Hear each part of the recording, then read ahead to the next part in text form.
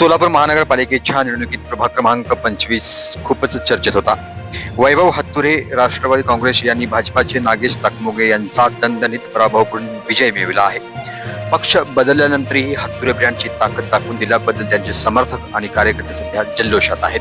हा प्रभाग नेहमीच हॉट सीट राहिला आहे आणि यावेळी तर थेट लढत होती. वैभव हत्तुरेंनी मतदारांच्या विश्वासाला साजेसा कामगिरी केली आहे आणि हत्तुरे वस्ती परिसरात आनंदोत्सव सुरू झालाय.